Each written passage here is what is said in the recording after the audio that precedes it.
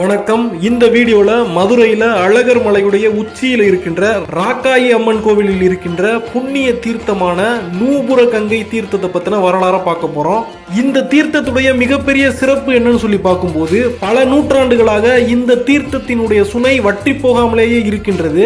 இன்னைக்கு வரைக்கும் அந்த தீர்த்தம் எங்க இருந்து உருவாகுதுன்னு யாராலையும் கண்டுபிடிக்க முடியல. இதுக்கெல்லாம் மேல அதிசயமாக அழகர் மலையிலே குடிகொண்டிருக்கின்ற அழகர் சாமிக்கு இந்த தீர்த்தத்தால தான் திருமஞ்சனம் பண்ணணும், அதாவது சாமியை குளிக்க வைக்கணும். ஒருவேளை வேற ஏதாவது தண்ணியை வச்சு புடம் போட்ட பொன்னால் செய்யப்பட்ட அந்த அழகர் சாமியை குளிக்க வச்சோம்னா அந்த அழகர் சாமியுடைய மின்னுகின்ற பொன்மேனியானது கருகி போய்விடுகின்றது என்று கூறப்படுகின்றது. அப்படிப்பட்ட பெருமையான நூபுர கங்கை தீர்த்தம் எப்படி இங்கே உருவானது அப்படிங்கிறதுக்கு ஒரு வரலாற்று கதை சொல்லப்படுது.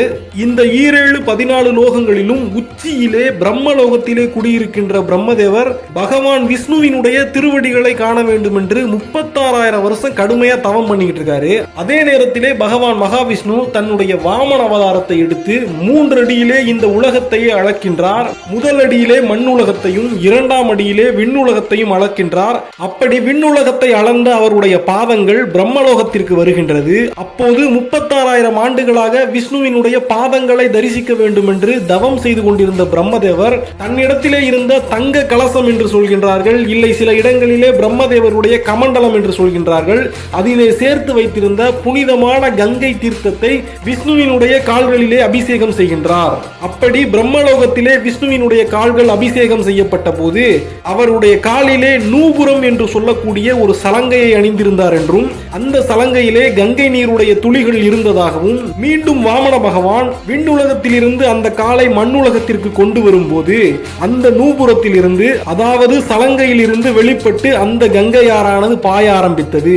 இப்படி நூபுரத்தில் இருந்து வடிந்த கங்கையானதால் நூபுர கங்கை என்ற பெயரும் பெற்றிருக்கின்றது. இந்த நூபுர கங்கையில் ஒவ்வொரு ஐப்பசி மாதம் துவாதசி திதி என்று சுந்தரராஜ பெருமான் எழுந்தருளி திருமஞ்சனம் செய்து பக்தர்களுக்கெல்லாம் அருள்பாலிக்கின்றார். இதே நூபுர கங்கையை ஒட்டி இன்னொரு கதை சொல்லப்படுகின்றது. அதன்படி ஒரு முறை சுதப முனிவர் இந்த நூபுர கங்கையிலே குளித்துக் கொண்டிருக்கின்றார். அந்த வழியாக கோபக்கார துர்வாச முனிவர் நடந்து வருகின்றார்.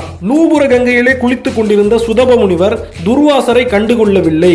இதனால் கோபமுற்ற துர்வாச முனிவர் சுதப முனிவருக்கு ஒரு சாபம் கொடுக்கின்றார். அந்த சாபத்தின்படி அவர் தவளையாக மாறுகின்றார். இப்படி முனிவருடைய சாபத்தால் பல ஆண்டு காலம் தவளையாக இருந்தவர் வைகை ஆற்றிலே பெருமாளை நோக்கி தவம் புரிகின்றார். அந்த தவத்தின் முடிவிலே பெருமாள் மிகவும் அழகான ஒரு தோற்றத்திலே சுதப முனிவருக்கு காட்சியளித்து அவருடைய சாபத்தை போக்குகின்றார். அப்போது பெருமாள் எடுத்த அந்த அவதாரமே அழகர் அவதாரம் என்று இப்போது அழைக்கப்படுகின்றது. இந்த பெருமை வாய்ந்த நூபுர கங்கை தீர்த்தம் அழகர் மலையிலே உச்சியிலே பழமுதிர்ச்சோலை முருகன் கோவிலுக்கு அடுத்தபடியாக 1/2 கிலோமீட்டர் செங்குத்தான பாதையிலே நடந்து செல்லும் போது ராக்காயி அம்மன் கோவிலில் உள்ளது. ராக்காயி அம்மன் அழகர் கோவிலில் உள்ள அனைத்து தீர்த்தங்களுக்கும் காவல் தெய்வமாக இருக்கின்றார். இந்த ராக்காயி அம்மன் அங்கிராச ரிஷியுடைய மகள் என்று கூறப்படுகின்றது.